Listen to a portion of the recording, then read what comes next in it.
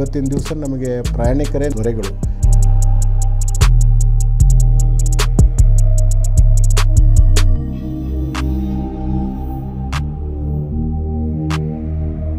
ಎಲ್ಲರಿಗೂ ನಮಸ್ಕಾರ.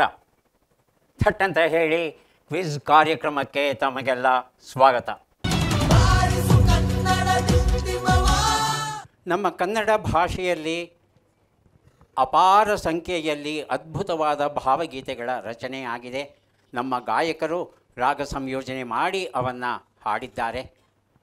ಆ ಗೀತೆಗಳ ಬಗ್ಗೆ ನಮಗೆಷ್ಟು ತಿಳಿದಿದೆ ಅಂತ ನೋಡೋಣ.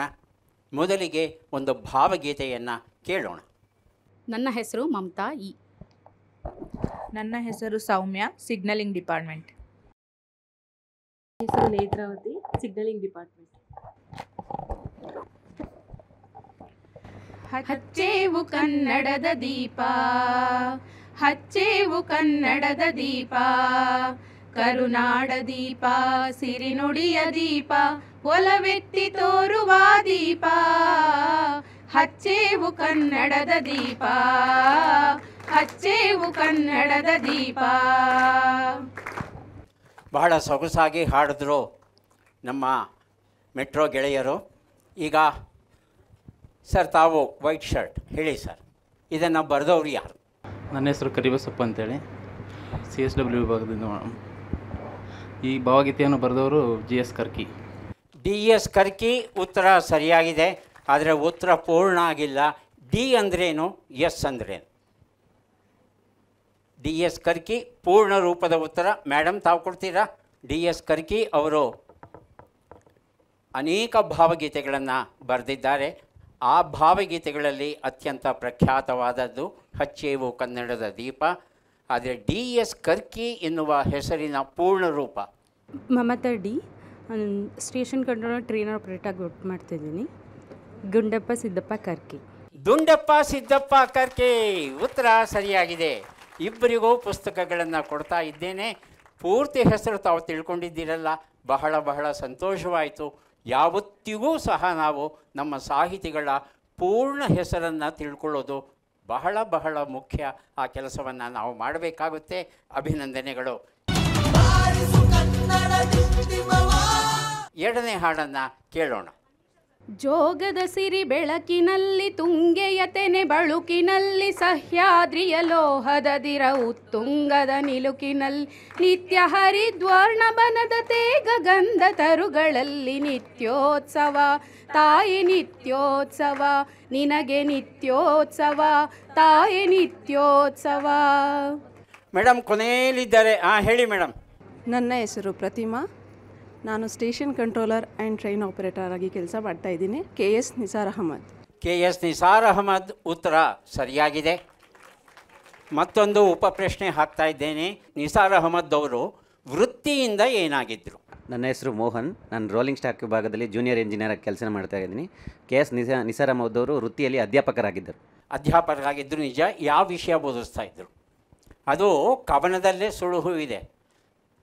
ಸಹ್ಯಾದ್ರಿಯ ಉತ್ತುಂಗ ನಿಲುಕದ ಏನೋ ಬರುತ್ತಲ್ಲ, ಭೌತಶಾಸ್ತ್ರ. ಭೌತಶಾಸ್ತ್ರ ತಪ್ಪು. ನೋಡೋಣ ಇನ್ನು ಯಾರಾದರೂ ಉತ್ತರ ಕೊಡ್ತಾರಾ ಅಂತ. ನನ್ನ ಹೆಸರು ಕಿರಣ್ ನಾಯ್ಕರ್, ನಾನು station control and train operator ಆಗಿ ಇಲ್ಲಿ ಕೆಲಸ ಮಾಡ್ತಾಯಿದ್ದೀವಿ. ಉತ್ತರ ಜೀವಶಾಸ್ತ್ರ ಸರ್. ಜೀವಶಾಸ್ತ್ರ ತಪ್ಪು. ಅಲ್ಲಿ ಕೊನೆಯಲ್ಲಿ ಕೈ ಎತ್ತಿದ್ದಾರೆ. ಎಸ್ ಸರ್, ತಾವೇ ನಿಂತ್ಕೊಳ್ಳಿ. ನನ್ನ ಹೆಸರು ವಿವೇಕ್, ಟೆಲಿಕಾಂ ವಿಭಾಗದಲ್ಲಿ JE ಆಗಿ ಕೆಲಸ ಮಾಡ್ತಾ ಇದ್ದೀನಿ ಸರ್. ಜಿಯಾಲಜಿ ಡಿಪಾರ್ಟ್ಮೆಂಟಲ್ಲಿ. ಜಿಯಾಲಜಿ ಡಿಪಾರ್ಟ್ಮೆಂಟ್ ಅಲ್ಲ, ಜಿಯಾಲಜಿ ಬೋಧಿಸ್ತಾ ಇದ್ದರು. ಕನ್ನಡದಲ್ಲಿ ಏನು ಹೇಳ್ತಾರೆ ಜಿಯಾಲಜಿಗೆ? ಬೇರೆಯವರಲ್ಲಿ ಅವ್ರು ಹೇಳೋಣ. ಜಿಯಾಲಜಿಗೆ ಕನ್ನಡದಲ್ಲಿ ಏನು ಹೇಳ್ತಾರೆ? ಭೂವಿಜ್ಞಾನ ಅಂತ ಹೇಳ್ತಾರೆ, ಅಥವಾ ಭೂಗರ್ಭ ವಿಜ್ಞಾನ ಅಂತ ಹೇಳ್ತಾರೆ. MSc ಭೂಗರ್ಭಶಾಸ್ತ್ರ ಪೂರ್ಣಗೊಳಿಸಿದ್ದಾರೆ ನಿಸಾರ್ ಅಹಮದ್ ಅವರು. ಒಂದಷ್ಟು ಒಳ್ಳೆಯ ಕವನಗಳನ್ನು ಬರೀತಾ ಇರ್ತಾರೆ. ಒಂದು ಕವನ ಕುವೆಂಪು ಅವರ ಕಣ್ಣಿಗೆ ಬೀಳುತ್ತೆ, ಓದ್ತಾರೆ, ಎಷ್ಟು ಚೆನ್ನಾಗಿ ಬರೆದಿದ್ದಾನೆ, ಯಾರೀತ ಅಂತ ವಿಚಾರಿಸಿ ಮೈಸೂರಿಗೆ ಕರೆಯಿಸಿ ಕೆಲಸವನ್ನು ಕೊಡಿಸಿ, ಈ ಕವನವನ್ನು ಬರೆಯುವ ನಿನ್ನ ಹವ್ಯಾಸ ಇದೆಯಲ್ಲ, ಇದನ್ನು ನಿರಂತರವಾಗಿ ಮುಂದುವರಿಸು ಅನ್ನೋ ಮಾರ್ಗದರ್ಶನವನ್ನು ನೀಡ್ತಾರೆ ಕುವೆಂಪು ಅವರು. ಹಾಗಾಗಿ KS ನಿಸಾರ್ ಅಹಮದ್ ಅವರು ಅನೇಕ ಭಾವಗೀತೆಗಳನ್ನು ಹಾಗೆಯೇ ಗದ್ಯ ಕೃತಿಗಳನ್ನು ಸಹ ಅವರು ಬರೆದಿದ್ದಾರೆ. ಒಳ್ಳೆಯ ಉತ್ತರವನ್ನು ಕೊಟ್ಟಿದ್ದೀರಿ, ಅಭಿನಂದನೆಗಳು. ಮುಂದಿನ ಹಾಡನ್ನು ಕೇಳೋಣ. ಅಮ್ಮ ನಿನ್ನ ಎದೆಯಾಳದಲ್ಲಿ ಗಾಳಕ್ಕೆ ಸಿಕ್ಕ ಮೀನು, ಮಿಡುಕಾಡುತ್ತಿರುವೆ ನಾನು. ಅಮ್ಮ ನಿನ್ನ ಎದೆಯಾಳದಲ್ಲಿ ಗಾಳಕ್ಕೆ ಸಿಕ್ಕ ಮೀನು, ಮಿಡುಕಾಡುತ್ತಿರುವೆ ನಾನು. ಕಡಿಯಲೊಲ್ಲೆ ಈ ಕರುಳ ಬಳ್ಳಿ, ಒಲವೂಡುತ್ತಿರುವ ತಾಯೇ, ಬಿಡದ ಭುವಿಯ ಮಾಯೇ. ಅಮ್ಮ ನಿನ್ನ ಎದೆಯಾಳದಲ್ಲಿ ಗಾಳಕ್ಕೆ ಸಿಕ್ಕ ಮೀನು, ಮಿಡುಕಾಡುತ್ತಿರುವೆ ನಾನು. ಯಾರು ಬರೆದದ್ದು ಈ ಭಾವಗೀತೆನ, ಮತ್ತು ಈ ಭಾವಗೀತೆಯ ವಿಶೇಷ ಏನು? ಮೊದಲು ಯಾರು ಬರೆದದ್ದು? ನನ್ನ ಹೆಸರು ಜಮೀಲಾ ಅಂತ, SCTI ವರ್ಕ್ ಮಾಡ್ತಾಯಿದ್ದೀನಿ. ಇದು ಸಾಂಗ್ ಬರೆದಿರೋದು BR ಛಾಯಾ. ಅಲ್ಲ, ಹಾಡನ್ನು ಬರೆದವರು ಯಾರು? ಅಲ್ಲೇ ತಮ್ಮ ಪಕ್ಕದಲ್ಲಿದ್ದಾರೆ, ಅವ್ರಿಗೆ ಕೊಡಿ. ಹಿಂದೆ ನನ್ನ ಹೆಸರು ಚೇತನ್ ಅಂತ, ಮಾನವ ಸಂಪನ್ಮೂಲ ವಿಭಾಗದಲ್ಲಿ ಕೆಲಸ ಮಾಡ್ತಾಯಿದ್ದೀನಿ. ಈ ಗೀತೆಯನ್ನು ಬರೆದವರು BR ಲಕ್ಷ್ಮಣರಾವ್. BR ಲಕ್ಷ್ಮಣರಾವ್, ಉತ್ತರ ಸರಿಯಾಗಿದೆ. ಈ ಹಾಡಿನ ಅರ್ಥ ಯಾರು ಹೇಳ್ತೀರಿ? ಇದು ಬಹಳ ಬಹಳ ವಿಶೇಷವಾದ ಗೀತೆ. ಈ ಥರ ಗೀತೆ ಮತ್ತೊಂದಿಲ್ಲ, ಕನ್ನಡದಲ್ಲೂ ಇಲ್ಲ, ಬೇರೆ ಭಾಷೆನಲ್ಲೂ ಇಲ್ಲ. ಅಷ್ಟು ವಿಶೇಷವಾದ ಗೀತೆ. ಏನು ಈ ಗೀತೆಯ ವಿಶೇಷ? ಪ್ರಯತ್ನಿಸಬಹುದು. ಎಸ್ ಸರ್, ಪ್ರಯತ್ನಿಸಿ. ತಾಯಿ ಪ್ರೀತಿ ಪಾಶದಲ್ಲಿ ಹೆಂಗೆ ಸಿಲುಕಿ ತನ್ನ ಏನಂತಾರೆ, ತನ್ನ ಭಾವಗಳನ್ನ ಹೊರಗಡೆ ಹಾಕೋ ಒಂದು ಪ್ರಯತ್ನ ಮಾಡ್ತಾ ಇದೆ ಅಂತ. ಒಳ್ಳೆಯ ಪ್ರಯತ್ನ ಸರ್, ದಯವಿಟ್ಟು ಕೂತ್ಕೊಳ್ಳಿ. ಸಾಮಾನ್ಯವಾಗಿ ಭಾವಗೀತೆಗಳನ್ನು ಬರೀಬೇಕಾದ್ರೆ ತಾಯಿಯನ್ನು ಹಾಡಿ ಹೊಗಳಿ ಬರೀತೇವೆ. ಆದರೆ ಇಲ್ಲಿ ತಾಯಿಯನ್ನು ಹೊಗಳ್ತಾ ಇಲ್ಲ, ತಾಯಿಯನ್ನು ಪ್ರಾರ್ಥಿಸ್ತಾ ಇದ್ದಾರೆ. ನಿನ್ನ ಪ್ರೀತಿ ಕಮ್ಮಿ ಮಾಡು, ಎಷ್ಟು ದಿವಸ ಅಂತ ನಿನ್ನ ಮಡಿಲ ಒಳಗೆ ನಿನ್ನ ಪ್ರೀತಿಯನ್ನೇ ಅನುಭವಿಸ್ತಾ ನಾನಿರಬೇಕು. ಜಗತ್ತು ವಿಶಾಲವಾಗಿದೆ, ಹಾಗಾಗಿ ನಿನ್ನ ಕರುಳ ಬಳ್ಳಿ ಏನಿದೆ ಅದನ್ನು ಕತ್ತರಿಸು. ನಾನು ಹೊರಗಡೆ ಹೋಗ್ತೇನೆ, ಜಗತ್ತನ್ನು ನೋಡ್ತೇನೆ. ವಿಶಾಲ ಜಗತ್ತಿನ ಎಲ್ಲ ಸೌಂದರ್ಯವನ್ನು ಅನುಭವಿಸುವ ಅವಕಾಶವನ್ನು ಮಾಡಿಕೊಡು. ನಿನ್ನ ಪ್ರೀತಿಯ ಬಂಧನದಿಂದ ನನ್ನನ್ನು ಬಿಡುಗಡೆಗೊಳಿಸು ಅಂತ ಪ್ರಾರ್ಥಿಸ್ತಾ ಇದ್ದಾರೆ BR ಲಕ್ಷ್ಮಣರಾವ್ ಅವರು. ತುಂಬ ಅರ್ಥವತ್ತಾದ ಗೀತೆ. ಯಾಕಂದರೆ ಪ್ರಾಣಿ ಪಶುಗಳನ್ನು ಗಮನಿಸಿ, ಒಂದು ಸಲ ಹಲ್ಲು ಬೆಳೆದು ಗಟ್ಟಿ ಪದಾರ್ಥಗಳನ್ನು ತಿಂದು ಜೀರ್ಣಿಸಿಕೊಳ್ಳುವ ಶಕ್ತಿ ಬರ್ತಾ ಇದ್ದ ಹಾಗೆ ಪ್ರಾಣಿಗಳು ಮರಿಗಳನ್ನು ಓಡಿಸುತ್ತೆ. ಆದರೆ ಮನುಷ್ಯರು ಮಾತ್ರ ತಮ್ಮ ಮಕ್ಕಳಿಗೆ ಮದುವೆಯಾಗಿ ಅವರಿಗೆ ಮಕ್ಕಳಾದರೂ ಸಹ ಅಯ್ಯೋ ಮಗು ಬಾಯಿಲ್ಲಿ. ಮಾಸ್ತಿ ವೆಂಕಟೇಶ ಅಯ್ಯಂಗಾರ್ ಅವರು ಜಿಲ್ಲಾಧಿಕಾರಿಗಳಾಗಿದ್ದಾರೆ. ಅವರನ್ನು ಮಗು ಬಾಯಿಲ್ಲಿ. ಕಾರ್ ಚಾಲಕನಿಗೆ ಅನುಮಾನ ಬಂದ್ಬಿಡುತ್ತೆ, ಯಾರನ್ನ ಮಗು ಅಂತ ಕರೀತಾ ಇದ್ದಾರೆ, ಯಾರಮ್ಮ ಮಗು ಅಂತ ಕೇಳಿದ್ರೆ ಅಲ್ಲೇ ಇದಾನಲ್ಲಪ್ಪ ಮಗು, ಜಿಲ್ಲಾಧಿಕಾರಿಗಳನ್ನು ಮಗು ಅಂತ ಕರೀತಾರಲ್ಲ ಅಂತ ಅವನಿಗೆ ಕೋಪ ಬಂದುಬಿಡುತ್ತೆ ಅವನಿಗೆ. ಆದರೆ ಜಿಲ್ಲಾಧಿಕಾರಿಯಾಗಲಿ ಯಾರೇ ಆಗಲಿ ತಾಯಿಗೆ ಮಗುವೇ ಅಲ್ವಾ? ಅಂತಹ ಮಗು ಇಲ್ಲಿ ಪ್ರಾರ್ಥಿಸ್ತಾ ಇದೆ, ಜಗತ್ತಿನ ಅನುಭವ ಗಳಿಸಬೇಕು, ನಿನ್ನ ಪ್ರೀತಿಯನ್ನು ಸ್ವಲ್ಪ ಕಡಿಮೆ ಮಾಡು, ನಾನು ಹೋಗಿ ಜಗತ್ತನ್ನು ನೋಡ್ತೇನೆ ಅಂತ. ಲಕ್ಷ್ಮಣರಾವ್ ಅವರನ್ನು ಅಭಿನಂದಿಸೋಣ.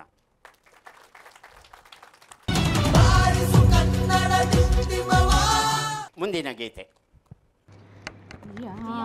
ಮೋಹನ ಮುರಳಿ ಕರೆಯಿತೋ ದೂರ ತೀರಕ್ಕೆ ನಿನ್ನನು, ಯಾವ ಬೃಂದಾವನವು ಸೆಳೆಯಿತೋ ನಿನ್ನ ಮಣ್ಣಿನ ಕಣ್ಣನು. ಯಾವ ಮೋಹನ ಮುರಳಿ ಕರೆಯಿತೋ ದೂರ ತೀರಕ್ಕೆ ನಿನ್ನನು, ಯಾವ ಬೃಂದಾವನವು ಸೆಳೆಯಿತೋ ತನ್ನ ಮಣ್ಣಿನ ಕಣ್ಣನು. ಬಹಳ ಅರ್ಥವತ್ತಾದ ಜನಪ್ರಿಯವಾದ ಭಾವಗೀತೆ ಇದು. ಎಸ್ ಮೇಡಮ್, ತಾವೇ? ನನ್ನ ಹೆಸರು ಸೌಮ್ಯ ಎನ್ ಅಂತ. ನಾನು ಫೈನಾನ್ಸ್ ಆ್ಯಂಡ್ ಅಕೌಂಟ್ಸ್ ಡಿಪಾರ್ಟ್ಮೆಂಟಲ್ಲಿ ಸೀನಿಯರ್ ರೆಸಿಡೆಂಟ್ ಆಗಿ ಕೆಲಸ ಮಾಡ್ತಾ ಇದ್ದೀನಿ. ಗೋಪಾಲಕೃಷ್ಣ ಅಡಿಗ. ಗೋಪಾಲಕೃಷ್ಣ ಅಡಿಗ, ಉತ್ತರ ಸರಿಯಾಗಿದೆ. Thank you. ಗೋಪಾಲಕೃಷ್ಣ ಅಡಿಗ ಅವರು ವೃತ್ತಿಯಿಂದ ಏನಾಗಿದ್ದರು? ಯಾರಾದರೂ ಹೇಳ್ತೀರಾ? ಪ್ರಾಧ್ಯಾಪಕರಾಗಿದ್ದರು, ನಿಜ, ಹೀಗೆ ಹೇಳಿಬಿಟ್ರೆ ಪುಸ್ತಕ ಸಿಗಲ್ಲ. ಗೋಪಾಲಕೃಷ್ಣ ಅಡಿಗ ಅವರು ತಮ್ಮ ಆರಂಭದ ದಿನಗಳಲ್ಲಿ ಹೀಗೆ ರಾಗವನ್ನು ಹಾಕಬಹುದಾದಂಥ ಅನೇಕ ಭಾವಗೀತೆಗಳನ್ನು ಬರೆದಿದ್ದಾರೆ. ಅವು ಜನಪ್ರೀತಿಯನ್ನು ಗಳಿಸಿದೆ. ಆದರೆ ಒಂದು ಕಾಲಘಟ್ಟದಲ್ಲಿ ಅವರು ಈ ಗೇಯ ಗೀತೆಗಳಿಂದ ತಮ್ಮನ್ನು ತಾವು ಬದಲಾಯಿಸಿಕೊಂಡು ನವ್ಯ ಗೀತೆಗಳನ್ನು ಬರೆಯೋದಕ್ಕೆ ಶುರು ಮಾಡ್ತಾರೆ. ಆ ಕ್ಷೇತ್ರದಲ್ಲಿ ಅದ್ಭುತವಾದ ಒಂದು ಮಾರ್ಗದರ್ಶನವನ್ನು ಕನ್ನಡ ಸಾಹಿತ್ಯಕ್ಕೆ ಅವರು ನೀಡ್ತಾರೆ. ಅವರ ನಂತರ ಅವರು ಹಾಕಿಕೊಟ್ಟಂಥ ಮಾರ್ಗದಲ್ಲಿ ಅನೇಕ ಕವಿಗಳು ನವ್ಯ ಗೀತೆಗಳನ್ನು ಬರೆಯೋಕ್ಕೆ ಶುರು ಮಾಡ್ತಾರೆ. ಅದು ನಮಗೆಲ್ಲ ಗೊತ್ತಿರುವಂಥ ವಿಚಾರ. ಈ ಅರ್ಥವತ್ತಾದ ಭಾವಗೀತೆಯನ್ನು ಚಿತ್ರದಲ್ಲಿ ಬಳಸಿದ್ದಾರೆ. ಆ ಚಿತ್ರ ಯಾವುದು? ನನ್ನ ಹೆಸರು ಚರಣ್ ಕುಮಾರ್ ಅಂತ. ನಾನು ಸೆಕ್ಷನ್ ಇಂಜಿನಿಯರ್ ಟ್ರ್ಯಾಕ್ಷನ್ನು ಡಿಪಾರ್ಟ್ಮೆಂಟು. ಅಮೇರಿಕಾ ಮೂವಿ ಇದು. ಅಮೇರಿಕಾ ಯಾರು ಸರ್ ಆ ಚಿತ್ರವನ್ನು ನಿರ್ದೇಶಿಸಿದ್ದು? ನಮ್ಮ ನಾಗತಿಹಳ್ಳಿ ಚಂದ್ರಶೇಖರ್. ನಾಗತಿಹಳ್ಳಿ ಚಂದ್ರಶೇಖರ್ ನಿರ್ದೇಶಿಸಿದ್ರು. ತುಂಬ ಚೆನ್ನಾಗಿದೆ, ಅರ್ಥವತ್ತಾಗಿ ಆ ಚಿತ್ರದಲ್ಲಿ ಈ ಹಾಡನ್ನು ಬಳಸಿದ್ದಾರೆ. ತುಂಬ ಸಂತೋಷ. ಇನ್ನೂ ಒಂದು ಹಾಡು ಕೇಳೋಣವಾ? ಕುರುಡು ಕಾಂಚಣ ಕುಣಿಯುತ್ತಲಿತ್ತು, ಕಾಲಿಗೆ ಬಿದ್ದವರ ತುಳಿಯುತ್ತಲಿತ್ತು. ಕುರುಡು ಕಾಂಚಣ ಕುಣಿಯುತ್ತಲಿತ್ತು, ಕಾಲಿಗೆ ಬಿದ್ದವರ ತುಳಿಯುತ್ತಲಿತ್ತು.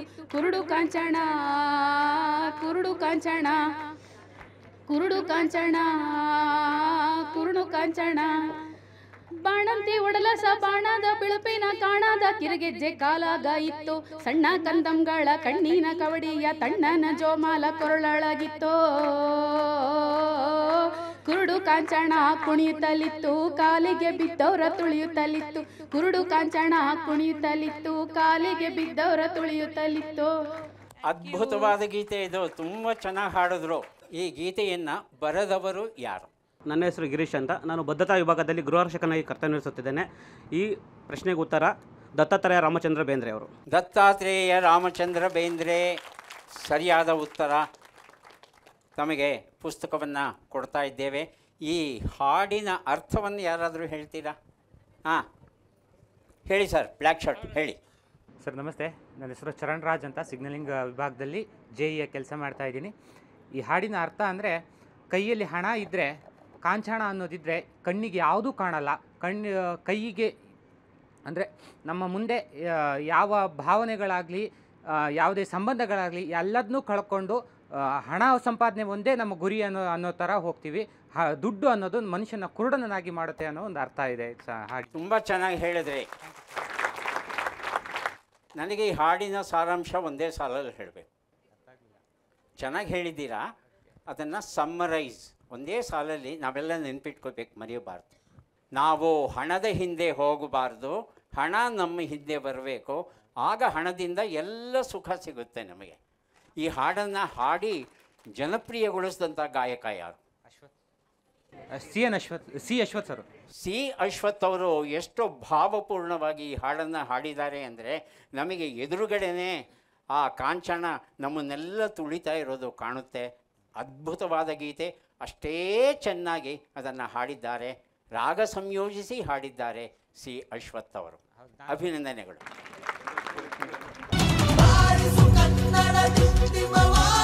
ಕಲ್ಲಾದರೆ ನಾನು ಬೇಲೂರಿನ ಗುಡಿಯಲ್ಲಿ ಇರುವೆ, ಮಣ್ಣಾದರೆ ನಾನು ಕೋಲಾರದ ಮಣ್ಣಲ್ಲಿ ಬೆರೆವೆ, ಮರವಾದರೆ ನಾನು ಚಾಮುಂಡಿಗೆ ನೆರಳಾಗಿರುವೆ, ಮಗುವಾದರೆ ನಾನು ಕಾವೇರಿಯ ಮಡಿಲಲ್ಲಿ ನಗುವೆ. ಮೇಡಮ್, ಯಾವ ಚಿತ್ರದ ಹಾಡು? ನನ್ನ ಹೆಸರು ವಿದ್ಯಾ MS. ರೈಲು ಬಂಡಿ ವಿಭಾಗದಲ್ಲಿ ನಿರ್ವಾಹಕರಾಗಿ ಕೆಲಸ ಮಾಡ್ತಾ ಇದ್ದೇನೆ. ಈ ಗೀತೆಯ ಮೂವಿ ಬಂದು ಸಿಂಹಾದ್ರಿಯ ಸಿಂಹ. ಸಿಂಹಾದ್ರಿಯ ಸಿಂಹ. ಉತ್ತರ ಸರಿಯಾಗಿದೆ. ಯಾರು ಆ ಸಿಂಹ?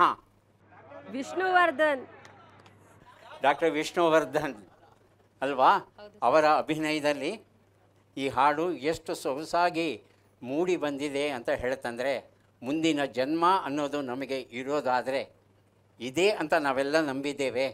ಹಾಗಾಗಿ ನಾವು ಚಾಮುಂಡೇಶ್ವರಿಗೆ ನೆರಳನ್ನು ಕೊಡುವಂಥ ಒಂದು ಮರವಾಗಿ ಹುಟ್ಟೋಣ ಅಂತ ಹೇಳ್ತಾರಲ್ಲ, ಅದು ಕನ್ನಡದ ಬಗ್ಗೆ, ಕನ್ನಡ ನಾಡಿನ ಬಗ್ಗೆ, ನಮ್ಮ ಸಂಸ್ಕೃತಿಯ ಬಗ್ಗೆ ಎಷ್ಟು ಅಭಿಮಾನ ಇದೆ ಅನ್ನೋದನ್ನು ವ್ಯಕ್ತಪಡಿಸುತ್ತೆ. ತುಂಬ ಸೊಗಸಾದ ಗೀತೆಯನ್ನು ಹಾಡಿದ್ರಿ, ಸರಿಯಾದ ಉತ್ತರ ಕೊಟ್ಟಿದ್ದೀರಿ, ಅಭಿನಂದನೆಗಳು.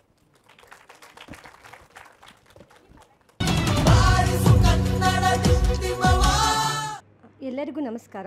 ನನ್ನ ಹೆಸರು ಶಶಿಕಲಾ ವೈಎಂ. ನಾನು ನಿಲ್ದಾಣ ನಿಯಂತ್ರಕರು ಹಾಗೂ ರೈಲು ಚಾಲಕರು ವಿಭಾಗದಲ್ಲಿ ಕಾರ್ಯನಿರ್ವಹಿಸ್ತಾ ಇದ್ದೀನಿ. ಎಲ್ಲರಿಗೂ ನಮಸ್ಕಾರ. ನನ್ನ ಹೆಸರು ಶೀತಲ್ ಪಾಂಡು. ನಾನು ನಿಲ್ದಾಣ ನಿಯಂತ್ರಕರು ಹಾಗೂ ರೈಲು ಚಾಲಕರು ವಿಭಾಗದಲ್ಲಿ ಕಾರ್ಯನಿರ್ವಹಿಸ್ತಾ ಇದ್ದೀನಿ. ಕನ್ನಡ ನಾಡಿನ ವೀರರ ಮಣಿಯ ಗಂಡು ಭೂಮಿಯ ವೀರನಾರಿಯ ಚರಿತೆಯ ನಾನು ಹಾಡುವೆ. ಕನ್ನಡ ನಾಡಿನ ವೀರರ ಮಣಿಯ ಗಂಡು ಭೂಮಿಯ ವೀರನಾರಿಯ ಚರಿತೆಯ ನಾನು ಹಾಡುವೆ. ಚಿತ್ರದುರ್ಗದ ಕಲ್ಲಿನ ಕೋಟೆ, ಸಿಡಿಲಿಗೂ ಬೆಚ್ಚದ ಉಕ್ಕಿನ ಕೋಟೆ. ಚಿತ್ರದುರ್ಗದ ಕಲ್ಲಿನ ಕೋಟೆ, ಸಿಡಿಲಿಗೂ ಬೆಚ್ಚದ ಉಕ್ಕಿನ ಕೋಟೆ. ಮದಿಸಿದ ಕರಿಯ ಮದವಡಗಿಸಿದ ಮದಕರಿ ನಾಯಕರಾಳಿದ ಕೋಟೆ. ಪುಣ್ಯ ಭೂಮಿಯ ಈ ಬೀಡು ಸಿದ್ಧರು ಹರಿಸಿದ ಸಿರಿನಾಡು. ಕನ್ನಡ ನಾಡಿನ ವೀರರಮಣಿಯ ಗಂಡು ಭೂಮಿಯ ವೀರನಾರಿಯ ಚರಿತೆಯ ನಾನು ಹಾಡುವೆ. ಬಹಳ ಚೆನ್ನಾಗಿ ಹಾಡಿದ್ರಿ ಸರ್. ಈ ಗೀತೆಗೆ ಸಾಹಿತ್ಯವನ್ನು ಒದಗಿಸಿದವರು ಯಾರು? ನನ್ನ ಹೆಸರು ಶಿವಪ್ರಕಾಶ್. ವಿದ್ಯುತ್ ವಿಭಾಗದಲ್ಲಿ ಕಿರಿಯ ಅಭಿಯಂತರನ ಕೆಲಸ ಮಾಡ್ತಾಯಿದ್ದೀನಿ. ಇದಕ್ಕೆ ವಿಜಯ ಭಾಸ್ಕರ್ ಅವರು ಸಂಗೀತ ಸಾಹಿತ್ಯವನ್ನು ಒದಗಿಸಿದವರು ಯಾರು? ದಯವಿಟ್ಟು ಬಂದ್ಬಿಡಿ ಮುಂದ್ಗಡೆ. ಯಾರು ಉತ್ತರ ಕೊಡಬೇಕಂತಿದ್ದರು ಮುಂದಕ್ಕೆ ಬನ್ನಿ. ನಮಸ್ಕಾರ. ನನ್ನ ಹೆಸರು ಮಂಜುನಾಥ್ ಅಂತ, ದೂರ ಸಂಪರ್ಕ ವಿಭಾಗದಲ್ಲಿ ಕೆಲಸ ಮಾಡ್ತಾಯಿದ್ದೀನಿ JE ಆಗಿ. ಇದರ ಉತ್ತರ PB ಶ್ರೀನಿವಾಸ್. ಸಂಗೀತ ಮತ್ತು ಸಾಹಿತ್ಯ ಎರಡೂ PB ಶ್ರೀನಿವಾಸ್ ಅವರು ಬರೆದಿದ್ದಾರೆ. 100ಕ್ಕೆ 100ರಷ್ಟು ತಪ್ಪು ಉತ್ತರ. ಪ್ರಶ್ನೆಗೆ ಉತ್ತರ ಚಿ ಉದಯಶಂಕರ್. ಚಿ ಉದಯಶಂಕರ್ ಅವರು ಬರೆದಂಥ ಗೀತೆಗೆ ರಾಗ ಸಂಯೋಜನೆ ಮಾಡಿದವರು ತಾವು ಹೇಳಿದಾಗೆ ವಿಜಯ ಭಾಸ್ಕರ್ ಅವರು. ಹಾಡಿದವರು ಯಾರು? PB ಶ್ರೀನಿವಾಸ್ ಅವರು. ಚಿತ್ರೀಕರಣ ನಡೆದದ್ದು ಎಲ್ಲಿ? ಚಿತ್ರದುರ್ಗದಲ್ಲಿ. ಅಭಿನಯಿಸಿದ್ದು ಯಾರು? ವಿಷ್ಣುವರ್ಧನ್ ಅವರು. ವಿಷ್ಣುವರ್ಧನ ಅವರು. ಈಗ ನನ್ನ ಪ್ರಶ್ನೆ ಏನು ಅಂದರೆ, ಇಲ್ಲಿ ಕೇಳ್ತಾ ಇದ್ದೇನೆ, ಚಿತ್ರದುರ್ಗದ ಹಳೆಯ ಹೆಸರೇನು? ಬ್ರಿಟಿಷರು ಏನಂತ ಕರೀತಾ ಇದ್ರು? ಚಿಟ್ರಲ್ ದುರ್ಗ್ ಅಂತ ಏನೋ ಕರೀತಿದ್ರು ಸರ್. ಚೀಟಲ್ ದುರ್ಗ್. ಮತ್ತೆ ನಮ್ದು ಚಿತ್ರಕಲ್ ದುರ್ಗ ಅಂತಾನೂ ಇದೆ ಸರ್. ನಮಗೆ ಚಿತ್ರಕಲ್ ದುರ್ಗ ಅನ್ನೋ ಹೆಸರೂ ಉಂಟು. ಚಿತ್ರದುರ್ಗದ ಇತಿಹಾಸ ಅದ್ಭುತವಾಗಿದೆ. ನಾವು ತಿಳ್ಕೊಳ್ಳೋ ಪ್ರಯತ್ನ ಪಡಬೇಕು. ಯಾರಾದರೂ ಒಬ್ಬರು ಚಿತ್ರದುರ್ಗಕ್ಕೆ ಸಂಬಂಧಪಟ್ಟ ಹಾಗೆ ಅದ್ಭುತವಾದ ಕಾದಂಬರಿಗಳ ಸರಣಿಯನ್ನೇ ಬರೆದಂಥ ಮಹಾನ್ ಲೇಖಕ. ನನ್ನ ಹೆಸರು ಶಿವಪ್ರಕಾಶ್ ಆರ್. ವಿದ್ಯುತ್ ವಿಭಾಗದ ಕಿರಿಯ ಅಭಿಯಂತರನ ಕೆಲಸ ಮಾಡ್ತಾಯಿದ್ದೀನಿ. ತಳುಕಿನ ರಾಮರಾಯ ಸುಬ್ಬರಾಯ ಅಂತೇಳಿ ತರಾಸು ಅವರು ಕನ್ನಡ ಸಾಹಿತ್ಯ ಲೋಕದಲ್ಲಿ ಅತಿ ಹೆಚ್ಚು ಐತಿಹಾಸಿಕ ಕಾದಂಬರಿಗಳನ್ನು ಬರೆದಿರ್ತಕ್ಕಂಥವ್ರು ಅಂತಂದರೆ ತರಾಸು ಅವರು. ಅವರ ದುರ್ಗಾಸ್ತಮಾನ ಕಾದಂಬರಿಗೆ ಕೇಂದ್ರ ಸಾಹಿತ್ಯ ಅಕಾಡೆಮಿ ಪ್ರಶಸ್ತಿ ಸಿಗುತ್ತೆ. ಒಂದು ದುರಂತ ಅಂದರೆ ನಮ್ಮ ಚಿತ್ರದುರ್ಗ ಮಣ್ಣಿಗೆ ಜ್ಞಾನಪೀಠ ಪ್ರಶಸ್ತಿ ತರ್ತಕ್ಕಂಥ ಈ ಕೃತಿ ಅವರು ಮರಣದ ನಂತರ ಪ್ರಕಟವಾಗದ ಕಾರಣ ಅವರಿಗೆ ಜ್ಞಾನಪೀಠ ಪ್ರಶಸ್ತಿ ಕೈ ತಪ್ಪುತ್ತೆ. ಇದಕ್ಕೆ ಸೀರಿಯಸ್ ಆಗಿ 8 ಕಾದಂಬರಿಗಳು ಬರುತ್ತೆ. ಇದೇ ಐತಿಹಾಸಿಕ ಕಾದಂಬರಿಗಳಲ್ಲಿ ಕಂಬನಿಯ ಕುಯಿಲು, ರಕ್ತರಾತ್ರಿ, ಮತ್ತು ವಿಜಯೋತ್ಸವ, ಹಗಲುಗನಸು, ಲಾಸ್ಟ್ ಕಸ್ತೂರಿ ಕಂಕಣ, ದುರ್ಗಾಸ್ತಮಾನ. ಇವರ ಅತಿ ಹೆಚ್ಚು ಕಾದಂಬರಿಗಳು ಸಮೇತ ಚಲನಚಿತ್ರವಾಗಿ ಸಂಯೋಜನೆಗೊಂಡಿದ್ದಾವೆ. ನಮ್ಮ ಚಿತ್ರದುರ್ಗದ ಹೆಮ್ಮೆ ಅಂತಂದರೆ ಈ ಸಾಹಿತಿ. ಬಹಳ ಸಂತೋಷ, ಒಳ್ಳೆಯ ಉತ್ತರ ಕೊಟ್ಟಿದ್ದೀರಿ. ಮೈಕನ್ನು ಇನ್ಯಾರಿಗಾದರೂ ಒಬ್ಬರಿಗೆ ಕೊಡಿ. ಚಿತ್ರದುರ್ಗದ ಬಗ್ಗೆ ಇನ್ನೊಂದು ಪ್ರಶ್ನೆಯನ್ನು ನಾನು ಕೇಳಬೇಕಾಗಿದೆ. ಒಬ್ಬ ಸಂಗೀತಗಾರನ ಬಗ್ಗೆ ತರಾಸು ಅವರು ಅದ್ಭುತವಾದ ಕಾದಂಬರಿ ಬರೆದಿದ್ದಾರೆ. ಅದು ಯಾವುದು ಅಂತ ಹೇಳಬಲ್ಲರ? ಎಸ್. ನನ್ನ ಹೆಸರು ಅರ್ಪಿತಾ ಅಂತ. ನಾನು SCT ಹೋಗಿ ವರ್ಕ್ ಮಾಡ್ತಾ ಇದ್ದೀನಿ. ಹಂಸಗೀತ ಸರ್. ಹಂಸಗೀತೆ ಉತ್ತರ ಸರಿಯಾಗಿದೆ. ಯಾರು ಅಭಿನಯಿಸಿದ್ರು ಈ ಚಿತ್ರದಲ್ಲಿ? ಇವರು ಅನಂತನಾಗ್ ಉತ್ತರ ಸರಿಯಾಗಿದೆ. ಯಾರು ನಿರ್ದೇಶನ ಮಾಡಿದ್ದು? GV ಅಯ್ಯರ್ ಅವರು ನಿರ್ದೇಶನ ಮಾಡಿದ್ರು. ಒಳ್ಳೆ ಉತ್ತರ ಕೊಟ್ಟಿದ್ದೀರಿ, ಅಭಿನಂದನೆಗಳು.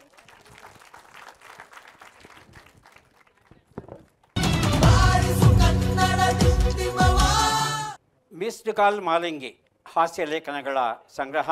ನಿರ್ಮಲಾ ಮೃತ್ಯುಂಜಯ ಸ್ವಾಮಿ ಬರೆದಂಥ ಪುಸ್ತಕ ಕೊಡ್ತಾ ಇದ್ದೇವೆ, ದಯವಿಟ್ಟು ಸ್ವೀಕರಿಸಿ.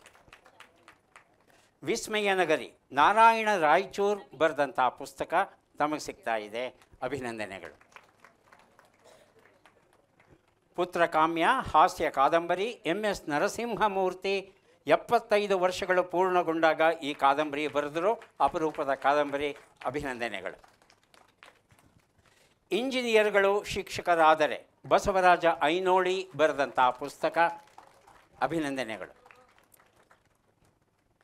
ಸುಮಧುರ ಮುಕ್ತಕ ಮಧುರಾಮೂರ್ತಿ ಬರೆದಂಥ ಮುಕ್ತಕಗಳ ಒಂದು ಅಪರೂಪದ ಪ್ರಯೋಗ, ದಯವಿಟ್ಟು ಸ್ವೀಕರಿಸಿ, ಅಭಿನಂದನೆಗಳು.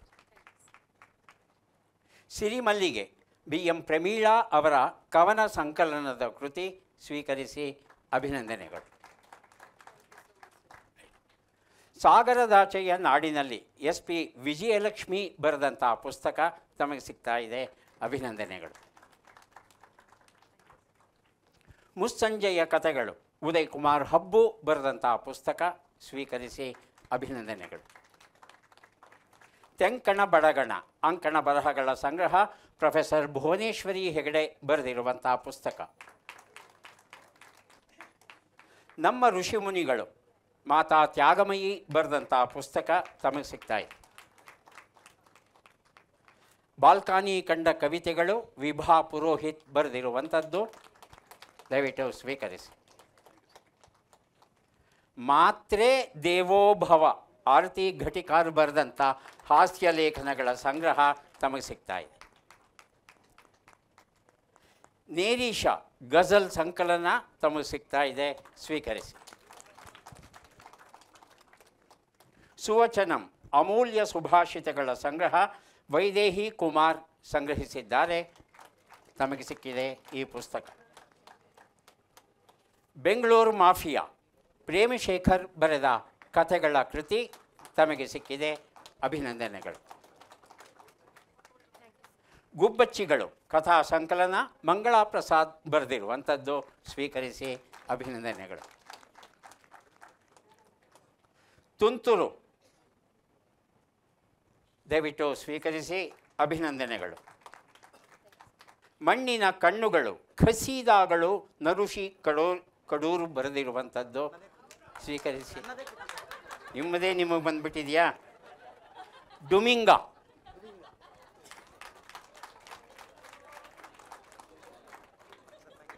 Thank you. ನಾವಿಬ್ಬರೇ ಗುಬ್ಬಿ ವಿಕ್ರಮ್ BK ಬರೆದಂಥ ಪುಸ್ತಕ,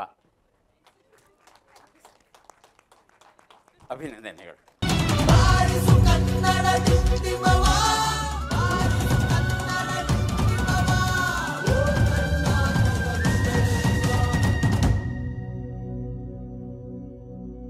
ಎಲ್ಲಾದರೂ ಇರು ಎಂತಾದರೂ ಇರು ಎಂದೆಂದಿಗೂ ನೀ ಕನ್ನಡವಾಗಿರು. ಎಲ್ಲಾದರೂ ಇರು ಎಂತಾದರೂ ಇರು ಎಂದೆಂದಿಗೂ ನೀ ಕನ್ನಡವಾಗಿರು.